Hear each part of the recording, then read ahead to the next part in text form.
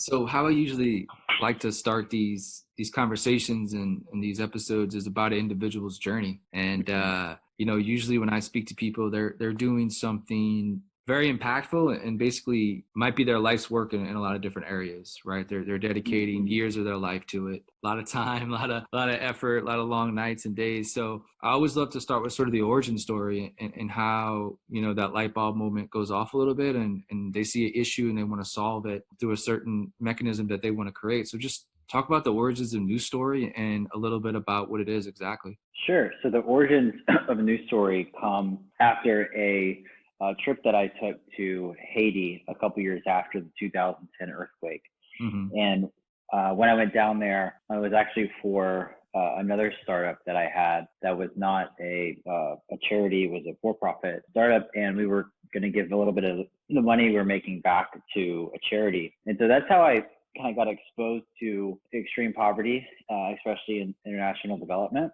Mm-hmm. And I went down and had no clue that I was going to have a passion for families that don't have adequate shelter, or had no idea that News Story would come from that trip. But that was a trip that really just captured my heart, captured my interest in trying to create an organization that would kind of do things differently and try to get at the problem in a more unique way. And after that trip, when I was exposed to families that were living really just in tarp tents because their homes were destroyed during the 2010 earthquake, I just got to see and feel and smell what it was like when you don't have like most basic human needs, which is safety and shelter, Mm-hmm. and you're living in a tarp tent with just on dirt pretty much, and no protection from any intruders, storms, animals creeping in, your roof falling down at night, about as bad as it gets. And so that was my exposure.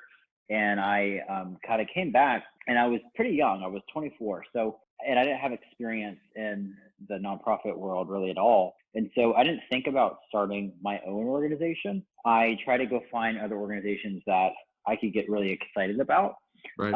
And the more I looked, the more I, at least from my perspective, came across a different problem, which was a lot of organizations I looked at, while they were seemingly doing great work, they were all kind of solving it in a very traditional, a little more old school way and method. Right. And to me, I thought that was something to try to change up, or to at least to try to take a swing in a different way. And so that, from an entrepreneurial perspective, was the reason why I thought it made sense to actually start an organization instead of just join one that I really Mm-hmm. cared about, was because I said, hey, what if a clean slate from day one, I could create the DNA and the operating principles and my board and all these things that were going to be founded really on, innovation and taking calculated risk taking and trying to be a more modern organization, Mm-hmm. next generation kind of organization. And that's how we got started. That was the origin of it all. And that was 2015. What I love about your path is that you went through sort of the Y Combinator route, which is usually set aside, right, for startups and eventually trying to build sort of unicorns. And it's sort of one of the best startup accelerators in the world. And you Mm-hmm. don't see many individuals come out of that, take the path of building a nonprofit, right? Mm-hmm. So how, I imagine that experience was really valuable. Oh, yeah. And did that help immensely in building out, like you said, a modern sort of organization, maybe from a founder perspective in a fast-paced startup, taking that to Mm-hmm. sort of the nonprofit world? Yeah, it was very much aligned with the kind of founding vision of how we were going to build out the culture and the team. So from my perspective, I thought when you're trying to work on such a massive problem with just an extraordinary amount of complications and systems issues and just all types of things that are so hard, like, why would you not recruit the same caliber of team that would work at some of the best startups really in the world? And why would you not have such a high standard for the kind of talent and the kind of team that you were going to build and recruit? Because it's such a hard problem. You need really great people working on this. And that just felt like a disconnect to me. It felt like the kind of people that would go to Silicon Valley to build great startups. I don't think a person would say those are the kind of people that are going to go join a traditional charity, right? Mm-hmm. There's just a disconnect. Right. Yeah. And to me, that never made sense. Why? Right? Like, there's a pay piece of it for sure, but Yeah.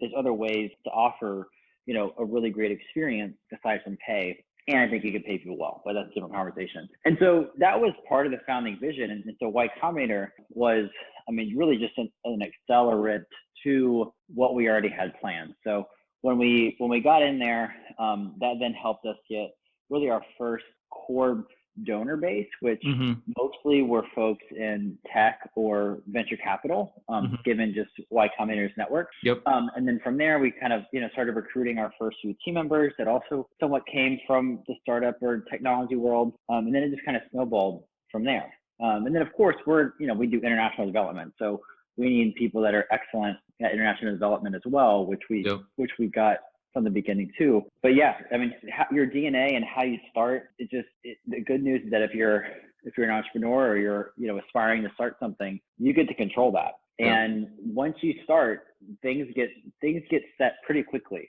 And so you need to be really clear up front about how what you're doing is going to be different, and what are your aspirations for the kind of people that you want to join, the kind of culture that you want to build. And then you got to be incredibly intentional about making that happen in the beginning. So let's talk a little bit about what the organization does, right? And its sort of mission, because obviously it's one of the biggest issues in the world, right? Housing is something that, maybe here in sort of North America, it's not as prevalent. Obviously we have homelessness at a great scale in some cities. But just for Haiti, for example, it's such a different, the poorest country in the Western Hemisphere. It's different when you drive there, right? And you see it. So how, I guess initially when New Story happened, was it just building a community of housing from just local builders, right? Raising money. I remember when you first started, it had people were basically raising money as their birthday, right? Instead of giving me gifts, landing pages that said, hey, for my birthday, give $25. We're going to try to build a home for a family in Haiti after the earthquake. And that seemed to do really well. And so let's start from there of what New Story was and maybe how it matured to kind of what it is now. So the first thing we were trying to solve for, and there's been evolutions of this as a company grows, but the first problem we were trying to solve for was, aside from the obvious problem, I always say, what's the problem behind the obvious problem? So the obvious problem is the kind of the broader mission of the organization. And that's essentially families lacking adequate shelter and in poverty and stifled from reaching their potential because of that. But then it's like, okay, what are other problems that are our gate to advancing our mission? And so one of the first ones we saw was a lack of confidence and transparency and trust in international charities. And so we knew, especially coming out of since we were founded in Haiti after the earthquake, there was a lot of issues after that natural disaster when it came to transparency. And there were a couple really popular maybe the wrong word, but there were a lot of articles that got a lot of awareness about that. And I think it kind of tainted people's impression of, should I give my hard-earned money to international organization? And the pain points for that person was, well, I don't really know exactly where it's going.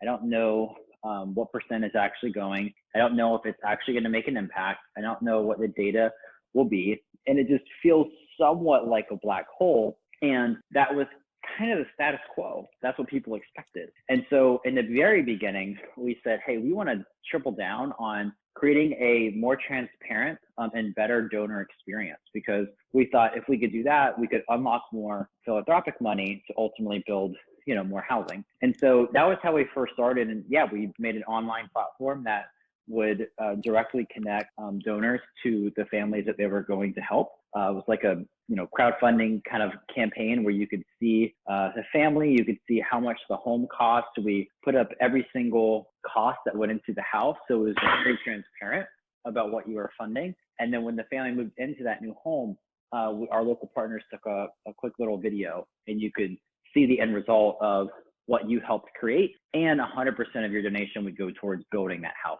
So you had these two experiences. One was, I give and I don't really know exactly where it's going, I don't know what percent is actually going out of the end result. And then we came in and said, hey, we feel those pains, and we reverse engineer an experience to be the opposite of that. And that got a lot of traction. And from an entrepreneurial standpoint, we tripled down on that message, right? We tripled down on it because we went after a market of people that we knew probably felt that. And so we said, hey, we feel what you're feeling. That's why we did this, right? So how do you connect with your audience? That how do you find an audience that feels the same that you do? And how do you hit on a problem that they have? And also, we would really call out the problem. And then by calling out the problem, it was then, an opportunity to say, oh, and, we of course have a solution for this. That's how we got started. And then it just, kind of grew from there of saying, well, what's the next problem behind the problem that we want to work on? And it kept going. And so for the houses, like you said, I mean, there's sort of traditional homes that are being built is it by like the local community? You provide like the financing, and then you pay obviously, workers to build the homes. Is that sort of how the structure works to this day, at least? Yeah, that's right. So pretty much all of our homes, 90, I don't know exact percentage, but close to 100% are built by local workers using all local materials. And so that's how it's done. We provide supplies, local jobs. It helps the local economies. We believe it's more scalable and efficient to do it that way, as opposed to trying to mobilize a large volunteer force or bring in materials that are not local. And that's how we've been able to do now with over 3,000 homes. And we like that model. And we're gonna try to figure out how to 10x and 100x that number.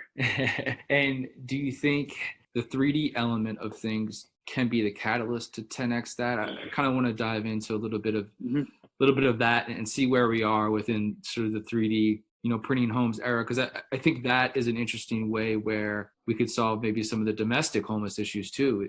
Is sort of how do we create homes sort of quickly and have them be solid, right, and be there for a long time, right? So I guess where are we at within the 3D printing world of building homes, and how has that even gone? Was that something that you were head scratching about? Because I think Icon was your partner on that. How did that all even start to even think you could build a home from like a 3D printer, right? It's pretty wild in itself. Yeah, it's definitely wild, but there's still a long way to go on it for sure. But we try to project ourselves out 5-10 years and imagine how are certain technologies going to be then, and is there a use case for the families that we care about and the families that we serve. And so we do believe that robotic construction in housing is going to be a thing over the next decade. The timetable of how quickly that happens is kind of all up in the air, right? And with such a big problem like this, you have to take a long time horizon.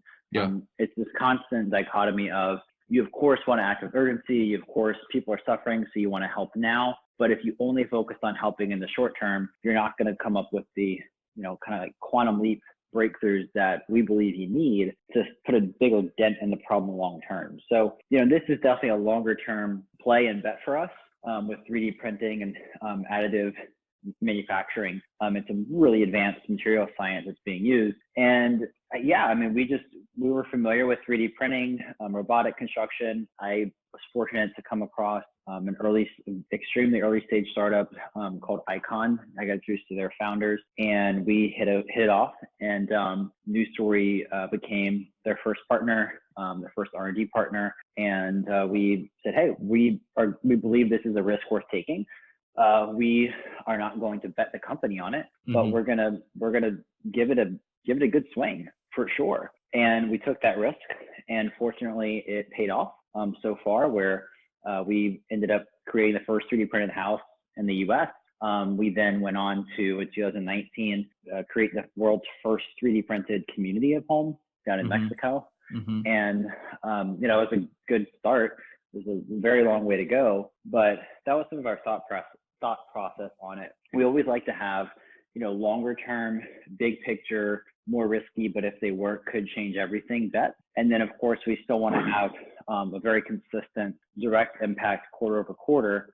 And so it's, as a leader, you're always thinking through what's the short term, what's the long term.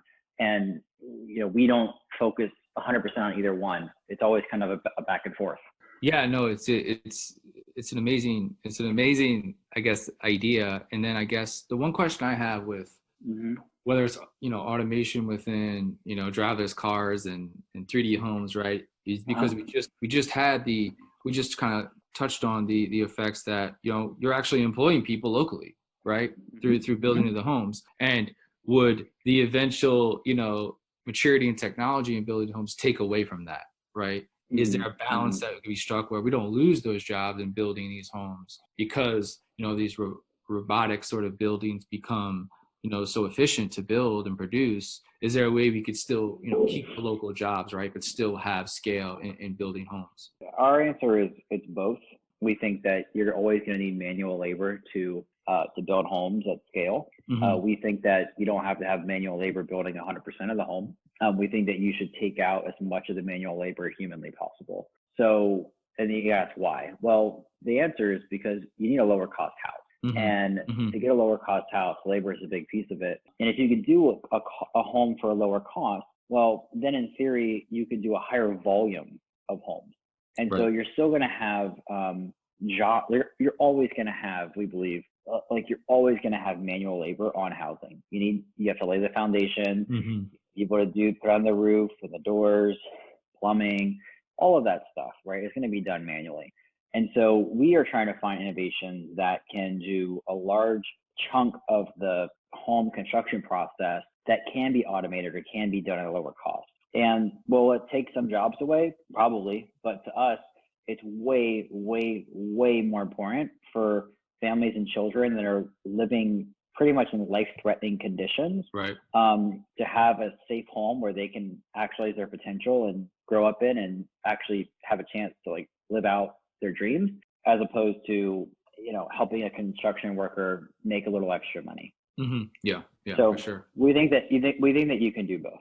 When talking about the community in Mexico from the 3D printed homes, that community, I guess, one, how did you even find the community, right? And talking with local people there, it's was it a difficult process to go into a community and be like, hey, we're going to build 3D printed homes? How is that different from legally and local governments to talk to them about building this type of home versus, or this type of community versus normal housing that you build in sort of other areas? Yeah, I mean, look, there's always, when you're doing any kind of new technology, that's part of it, right? And that's any technology and, pretty much throughout history. And so I think it's just an adoption process where people are rightfully so going to be a little skeptical up front and question. And you got to be smart about where you want to get your proof of concept. And, for us, the most important thing was optimizing for safety. And so that meant doing a lot of things that we actually paid more money for to ensure that families were going to be safe in their homes. So, we over-indexed on, the foundation. We made walls even strong. We did all types of things that were very above and beyond and cost way more to ensure family safety, right? And so, and then, after you get, I don't know the right number, but call it a couple hundred homes done, you may not need to do that as much in the future. And so, and people need to see it, they need to feel it, you need to build confidence. And then over time, they have to want it, right? The customer is always going to have to want the products or the new innovation. Bezos has this quote where he talks about the only things that are innovative are the ones that get adopted, right? So, if Amazon makes a bunch of crazy, awesome new technology, but nobody uses it, that's actually not innovative, right? It's I would say pointless. And so the only innovation is things that are adopted by customers. And so you have to see, do they like this? Do they want this? And that's up to the innovator to figure out. What have you and the team learned from, because it looks like you're in 4 countries now, thousands of homes built. What has been some of the big takeaways from building that many homes, working in that many countries? What have you learned throughout that process? Yeah, so kind of the key principle for us at New Story is finding the best local partners and local talent and just doubling down on them. So we're not going to be experts in or have long-term relationships in a village in Haiti or a village in rural Mexico. So we got to do a really good job at identifying and discovering the best local partners and talent there, and then form really smart and good relationships with them where all incentives are aligned, really from New Story, a local partner that's usually a nonprofit, and then a local government or municipality. And, we have a process now that is somewhat similar to an RFP of designing and building a community, and things all need to be aligned up front And you got to just be really smart about where you go to work and make sure you have that alignment. If you don't have the alignment, you're setting yourself up for failure. And we've learned of really what is most important up front. And every community that we build and the more we expand, we're learning from all of our previous communities. And so our intelligence around this is just getting better and better because we, put a really high value on a value we have called improve through learning, where we're just constantly learning and getting better, and it's just making the process better. Mm-hmm. I want to talk a little bit about the maturity of the nonprofit maybe sector and innovation within that. Mm-hmm. What have you learned, being, a nonprofit yourself, right? And not sort of, being a company, that's for profit. There's sort of similar elements in how you grow and scale, but obviously it's different from, a venture capital standpoint and cap table, and you have different things you have to worry about growing and scaling with sales and things like that. What have you got, I guess, learned about the nonprofit sector that one, maybe you didn't like and want to change, right? Because I think there's a lot of innovation that could happen in the nonprofit sector. Like, I guess as a whole, in 2020, like, how do you look at the nonprofit space? And are you optimistic that the nonprofit space can continue to innovate and become more trusted, right? And become more transparent. So there's not this tug and pull of like, oh, should I, spend money? Should I donate to this nonprofit? Because the quote that I saw you had, I think summed it up perfectly, where you said, the problem is not that people don't want to help others. The problem is they don't know who to trust and whether their money will actually make a difference in someone's life, right? Yeah. So how can we innovate the nonprofit sector where that's never asked again, right? I think that's always been an issue. And now I think with founders like you coming in, I think there's a way we can sort of dissolve that, right? And kind of eliminate that from people's consciousness, hopefully, right? Yeah. I mean, look, it's, my honest take is there are definitely some encouraging examples, but I think at large, just being honest, probably more pessimistic.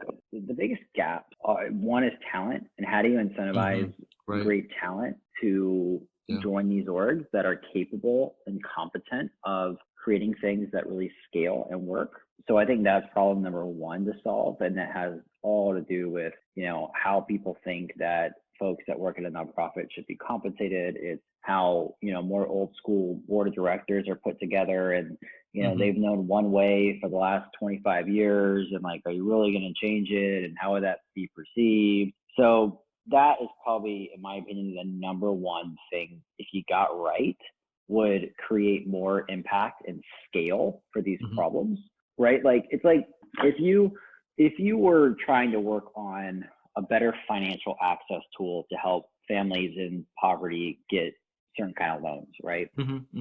Okay, would you rather have 20 people that left Uber that are engineers and product designers and excellent growth marketers, or would you rather have a more traditional 20 people that are coming from like, kind of an old school nonprofit? Right. What do you think who do you think would be able to get that to reach 1 million people in need, right?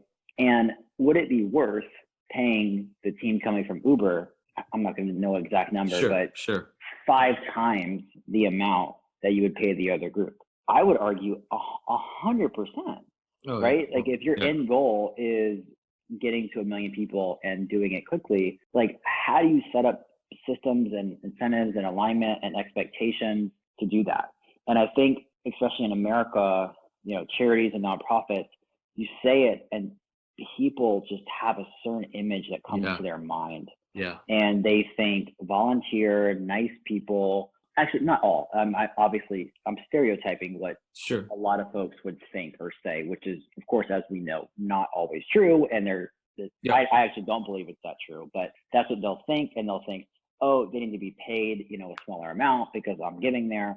Right. And so I think that's just a massive problem. And I don't know. I mean, I don't know how and when that gets solved. I think some organizations got to just kind of band together and say, hey, there was the old school model and, welcome to the next decade. And this is how we're going to set things up. And you got to get funders aligned to that. You got to get boards. You got to get exec teams aligned to that. That was, if I could wave a magic wand and do one thing, it would be that. because I just believe that's how you're gonna impact the most people. Do you think that there's perhaps maybe too many nonprofits, and that, like you said, maybe if they banded together to solve certain issues, you could pay people more, you can have a leaner team, right? But you could pay them a lot more, so you get very, very high end talent. Yeah. It's look, there's a lot of different theories out there, right? But I mean, there's just I think there has to be innovation somewhere, because there's a lot of stuff not getting solved, right? I mean, as it comes down to it, there's stuff that especially in North America, I think there's just so many issues that for some reason we can't solve, and frankly, the rest of the world are solving it faster than we are in some areas. Yeah, for sure. I definitely think. I mean, look, there's a lot of problems, so I think having a lot of orgs work on it is probably a net positive, but. Mm-hmm. At large, I think there's too many below average to mediocre. And, 100%. Throughout history, that's not really how you change things. And so yeah. And then also, I think there's a massive role for for-profit startups to play. And I think that give me an example there. Well, I mean, you just have to look at opportunities. So if you're, there's a really great startup out of Rwanda called Zipline. And what they do, the problem they solve for is families in rural Rwanda that live outside of, access to city and hospitals. It takes them a really long time to get medicine. So they have, the roads, and it just takes them a long time to go get medicine. So what Zipline did is they said, wow, that's a pretty big problem. You have to come up with a new way to solve it. So they said, how can we get them quick medicine? Drones would be cool. And they created a drone logistics technology company that delivers medicine to families in rural Rwanda and drops it off in front of their home. Pretty incredible. Who pays them though? Right? Like what's the revenue? The government. Okay. So the government pays them, and they have, it's a big market. They actually just passed $1 billion valuation. They have extremely high impact, and if you were an investor and employee, there's also really good returns financially. So more places, that to me is a really exciting example, because you have to have these new innovations like that. And I don't think current the majority, at least 99% of current nonprofits are not structured to create a drone logistics innovation, right? Like, it's totally, not going to do it. It's like they don't have the team, they don't have the money, and it's not their fault. It's just how the system's set up. It's how the system's set up. And it's like the government's not going to do it either. So would you have to have a lot of for-profit startups that get into the game? I think that's exactly what needs to happen. I think the for-profit marketplace can actually solve education. It could solve poverty. It could solve food insecurity. A lot of these areas, I think, usually individuals that start those innovative companies in SaaS products, right, or whatever, rather than looking at food insecurity. How can we solve that? How can we create a business plan around that to really scale? And also, I think it takes an investment, right? And it's that for investors out there to invest in companies that maybe they're not going to have $1 billion valuation, right? Maybe it's only a $25 million company, right? But it's like solving food insecurity, right? So I think investment plays a huge role in the same venture capitalists that are like donating to News Story, right? Donating to all these nonprofits. They can invest in companies, right? For example, like I'm just spitballing here, right? But like if News Story started a for-profit entity, right, in the United States, right, to solve homelessness, right, or solve like decay, like building schools in very rural areas, right, or building housing in rural areas or inner cities and stuff like that, then could the government, pay, News Story, the for-profit entity, to help solve the homelessness problem in America, right? Like these are things that I would like to see happen, right? Because, but again, those revenue models are hard. You're depending on essentially governments to pay, which is always a bit sort of difficult because they have budgets that change every so often. So I do think that the for-profit model has the ability to solve these problems faster. And I think it's much more innovative. I just think the system is just not set up that way, right? Correct.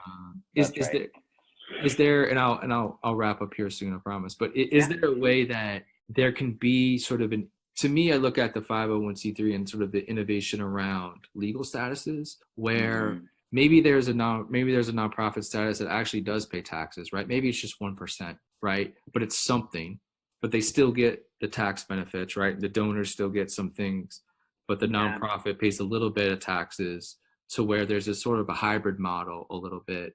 I don't know. I don't know if there's something can be innovated within the legal status and structure of a nonprofit. Yeah. I mean, I haven't spent enough time on it, but I think it's worth exploring. I think that you could probably start a whole nonprofit that's dedicated to some kind of mission like this. Right. It's actually something I would like to be involved with, which is like a helper. But yeah, it's changing the perception in the system that I think stifles and governs and caps what could and should be at these organizations. And I'm telling you, if you can have better incentives, and I don't know the answer to that, bigger things. I mean, look at, I don't know if I want to go there with this one. All right, I don't know the details, so I'll just give it as like a very high level example. Sure. Because I don't know the details. But look at what SpaceX has been able to do in a very short period of time, right? Compared to some of the plans that NASA had. And I'm not mocking NASA. No, I love NASA. No, it's amazing. But when you think about what is SpaceX? It's people, right? It's people that left certain places to join them, right? And so it's not like they came in and like had all these magic secret tricks that NASA didn't know about forever. They just got the best people. And what if you could do that for food insecurity, right? What if you had the same talent that was working at SpaceX to focus on food insecurity for 5 years? Like what do you think would happen, right? And the problem is you compare, it's a completely different world of what that team could probably get done versus any other organization or government. Yeah, for sure. So I usually like to end on the future a little bit, and I know we didn't even really touch on COVID and if that's affected a lot of the builds or not. Maybe another time we'll get to chat again. But I like to look at the future and what 3 to 5 years looks like. What are some of the goals you guys have set? What are some of the missions and successes you want to see within these next 3 to 5 years, let's say? Yeah, for us, we're still a pretty young organization. This is our 5th year, so we have a lot to learn and a long way to go. But success to us is really twofold. Number one is we have very clear goals of how many homes and communities that we want to build ourselves as one organization. And in the next 5 years, we hope that would probably surpass 25,000 homes and a little over 200 communities, which is great. So that's kind of goal number one. But then goal number two is, how do we have an impact outside of just our direct organization's capacity? And how do we influence and help other nonprofits and government? So how do we turn a lot of what we're doing inside out and provide templates and technology and processes that others can use to be more effective and more efficient? And then we measure how many people are they touching through what we help them with. And that to us is how you have a much bigger number and a much bigger impact. So those are the two things that we're really working on. Amazing, my man. We'll keep just pursuing everything. I mean, give big props to you and the team. I think the journey so far has been unbelievable, man. Thanks. I hope that people look at you guys as sort of a benchmark in what sort of the new generation of nonprofits can be, and nonprofit teams, and how that structure is built, how you can scale nonprofits like you can scale companies. I just think the thought process needs to shift a little bit. Amen. I think you guys are an A+ model for it. So, keep grinding, man. Keep fighting the good fight, and just keep doing your thing, man. Congratulations on everything so far. And